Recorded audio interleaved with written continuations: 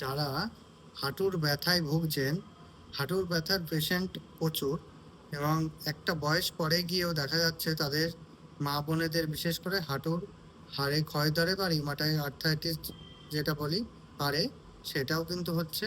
তাহলে কয়েকটি নিয়ম মানলেই কিন্তু আপনারা এই হাঁটুর ব্যথার থেকে অনেকটাই আরাম পেতে পারেন। ফার্স্ট হচ্ছে, বেশিক্ষণ বসে থাকা যাবে না, অর্থাৎ হাঁটু ভাঁজ করে বসা যাবে না। 2 হচ্ছে, বেশিক্ষণ দাঁড়িয়ে থাকা যাবে না।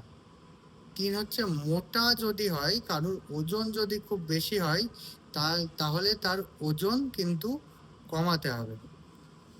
4 হচ্ছে, প্রয়োজনে আপনাকে নি ক্যাপ ইউজ করতে পারেন। 2 হাঁটুর দুটো নি ক্যাপ করতে হবে। অনেকেই মনে করেন যে আমি এক হাঁটুর করবো, অন্য হাঁটুর ভালো আছে, অন্য হাঁটু করবো না।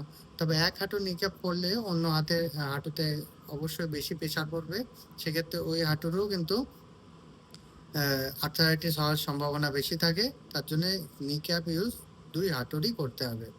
আর ভারী কাজ করা থেকে বিরত থাকতে হবে, ভারী কাজ করা যাবে না। এরকম ভিডিও পেতে আমার চ্যানেলটিকে সাবস্ক্রাইব করুন, শেয়ার করুন। নমস্কার।